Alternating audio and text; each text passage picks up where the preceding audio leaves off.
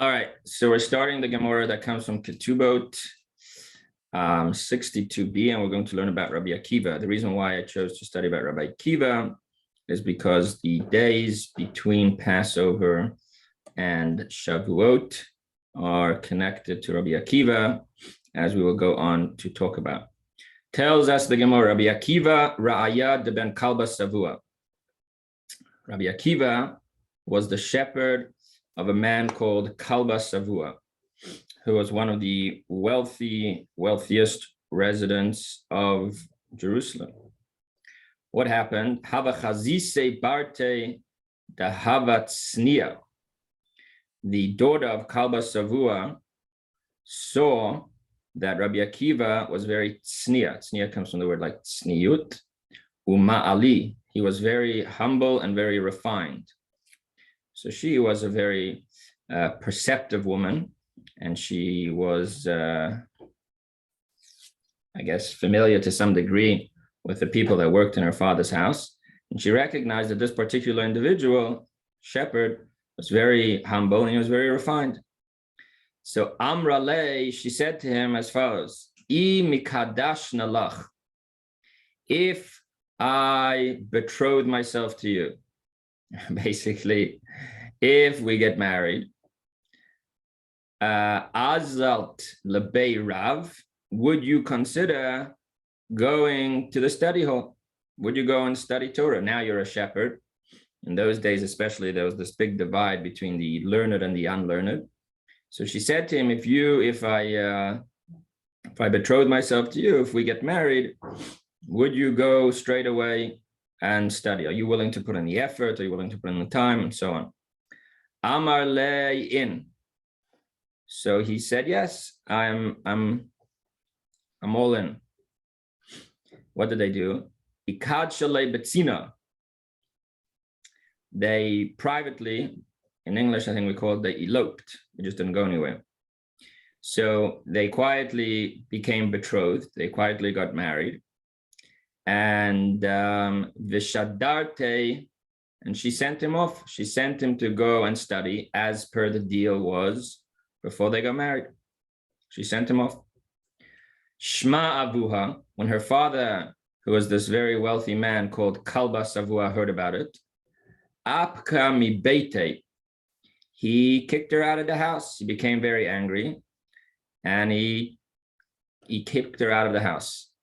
And not only that, but adra hana'a minichse, he made a vow, which has obviously a Torah strength to it. According to Torah, once you make a vow, there's certain prohibitions. So he made a Torah, he made a vow and prohibiting her from benefiting from any of his property during his lifetime. After his passing, that was it. So she is married, and her husband's off studying Torah, and her father has kicked her out of the house and refuses to give her anything. So what happened? Azal yativ trei sreishnin bebeirav. Rabbi Akiva went and he sat in the house of Torah study for 12 straight years. And he really succeeded. Ki asa aisi bahadei trei srei alpe talmidei. To the point that after these 12 years, he was coming back to his house and he brought with him 12,000 students. So he comes back home with 12,000 students. And when he approached his house, Shamei lahahu sava, he overhears this conversation taking place in his house of some old man, one of the nosy neighbors, saying to his wife, who, by the way, her name was Rachel, Ad kama, for how long, kamedabret almanus chaim, how long are you going to lead the life of a widow, of a living man? A widow is usually a woman that her husband has passed away. She can go ahead and get married to someone else.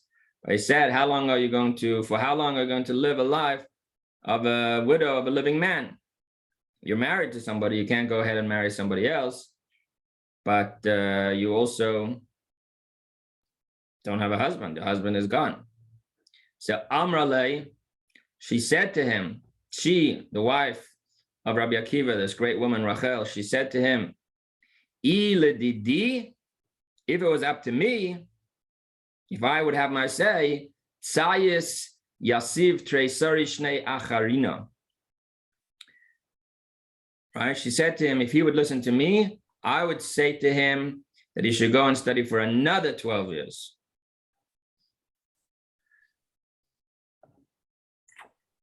So Rabbi Akiva is listening to this conversation. Amar, he says to himself, Birshuska Vidna, he said, I have permission to do this. And Hadar Azil, he went back, took his 12,000 students, went back to the yeshiva, the Yosef Treis Reishna Achrina, and he's Beveirav, and he sat another 12 years now in the yeshiva as well. Ki asa aisi bahadei esin ba'arba alfei talmidei. After now being away for 24 years, so 2 sets of 12 years, now he decided after the second set of 12 years, now he's heading back home again. And this time he has with him 24,000 students. First time he came home, he went from being ignorant to being a rabbi to being a teacher of 12,000 students. Now he's coming back with 24,000 students. Of course, that's a pretty large entourage. I don't know if he was actually traveling with all 24,000 or he just had 24,000 as his followers. Either way, so he came to the town where his wife lived, where he was from. And Amarullah Shivavasa Sheili, when his wife heard and went out towards to greet him, so her neighbors said to her, why don't you borrow some clothes and you can come dressed, more appropriately dressed. She was obviously a very poor woman. She didn't have a husband working for her in those times, and she looked a little bit, so they told her, listen, if your husband's back in town, it's been 24 years, go borrow some clothing and get dressed. So she said to them, and she quoted a pasuk, a verse from the book of Proverbs from Shlomo Melech. She said, Yodeya Tzadik Nefesh Behemto, which means a righteous man understands the life of his beast.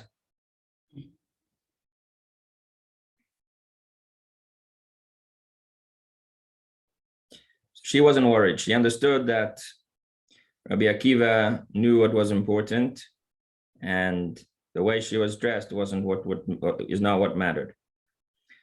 So she obviously goes over. Kimata lagabe, when she came over to him, nafla al ape kamenashkele lakare. So she ran over, and she fell on her face and she kissed his feet. So what happened? Rabbi Akiva, who was surrounded by all of these students, had protectia. He had bodyguards, right? Because everyone was trying to reach him. So one of the attendants pushed her away. They didn't know who she was.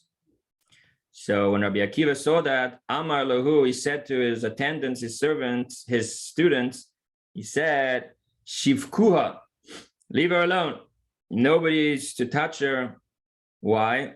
He says, because Shali v'shalachem, everything that I have, all of the greatness that I've achieved, all the Torah study that I've studied, all of the Torah that I've taught, everything, all the fame that everything that I've done physically and spiritually, everything. Not only that, but v'shalachem, everything that you have, all of the 24,000 students, everything that you have, all the Torah study that I've taught you, all of the greatness that you've achieved, all of your accomplishments, shalahu, it's really hers.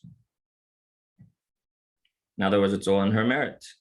Because if not for her ability to see what I'm capable of, her ability to sacrifice so much on my behalf, I would never have anything and you would never have anything. Which if you think about is tremendous. Rabbi Akiva's wife Rachel was able to tell from the beginning, when Akiva was just a simple shepherd, the potential that he was able to accomplish. And she said, let's get married if you'll go study Torah. And she sacrificed 24 years of her life. Father kicked her out of her house. She really gave everything because she saw the amazing potential, the possibility, who Rabbi Akiva was. Something that he himself wasn't able to see. He didn't know that about himself. He was, if not for her, he would have been a shepherd for the rest of his life. All right.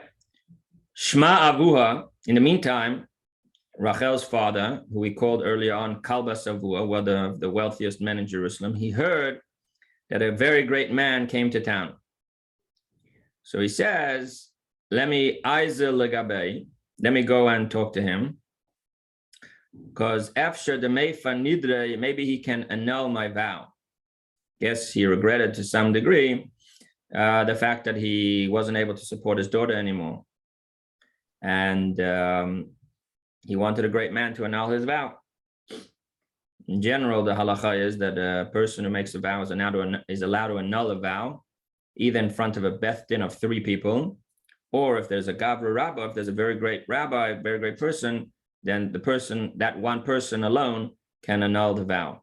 And the laws of annulling the vow is that we have to find that when the person made the vow, had they known how things would have turned out, they would never have made the vow to begin with. So if a person says, I'm not going to eat chocolate cake, make a vow, in order to annul the vow, we have to say, had you understood how much you would suffer by not eating chocolate cake, and had you understood the headaches that you would get, and had you understood so on and so forth, would you have made the vow?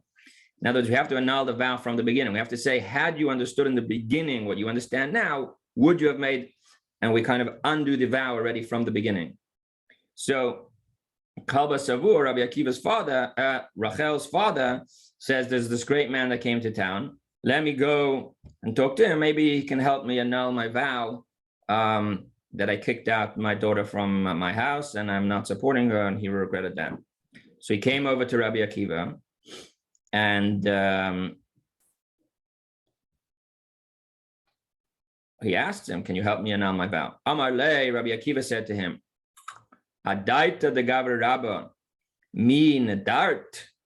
If you had known, he said to him, that the man who your daughter was marrying, whose name was Akiva, if you had known that he was going to become a great man, would you have still made the vow? Remember, he made the vow because he was upset that his daughter was marrying one of his shepherds and so on, and not staying home. So Rabbi Akiva said, had you made a vow, when you made a vow, if you knew that this man that your daughter was marrying would become a very great person, would you still have made the vow? So he said, if I had believed he would even know one chapter or even one halacha, I would never have made the vow. So he said, when I made the vow originally, the man, the shepherd, didn't know anything. He was so ignorant of Torah and so on and so forth. I would not have made the vow, even if I was sure he would learn a little bit. Right? Rabbi Akiva said to him, because he doesn't know yet who's who. He doesn't know that this is his son-in-law. Rabbi Akiva said to him, if you knew that he would become a great, great man, would you have made the vow? Said, even if I knew that he would just study a little bit, I would not have made that vow. So Amar le, Rabbi Akiva said to him, guess what?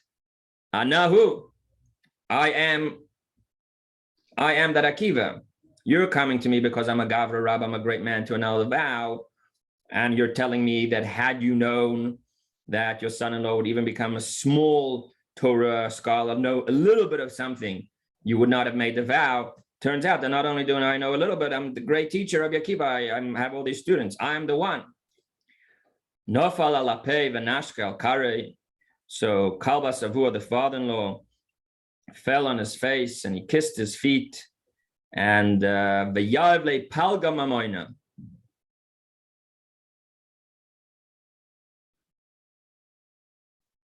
He gave away half his money.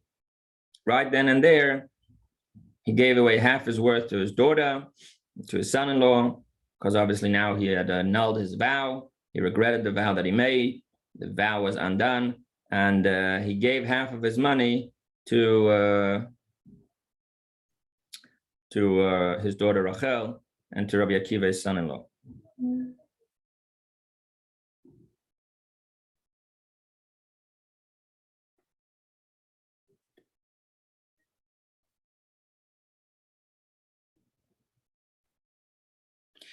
And then the Gemara says something quite fascinating, that it was said that Barte de Rabbi Akiva, the daughter of Rachel and Rabbi Akiva, so they had a child, they had a daughter, there's other stories recorded about her, what a special woman she was as well, the daughter. She did the same thing to another Torah scholar called Ben Azai. So apparently Ben Azai also was a simple man, but Rabbi Akiva's daughter recognized in him tremendous greatness, and she said, I'll marry you. She obviously came from royalty. Her father was Rabbi Akiva.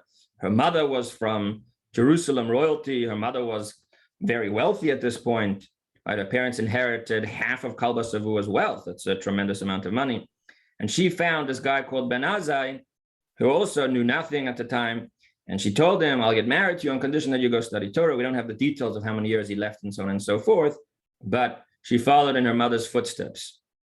V'hainu de Amri Inshi, and this is what people would say, that Basar Rechela Basar Rechela.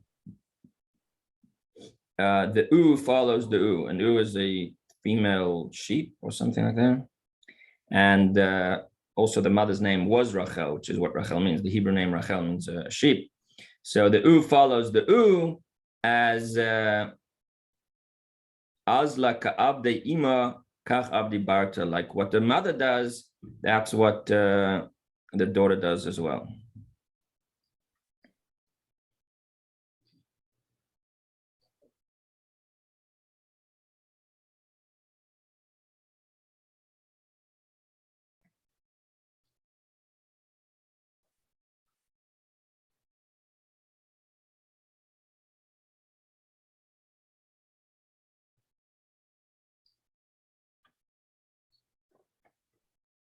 All right, so the Gemara, oh, my battery's running low. The Gemara records like a similar story about a man that left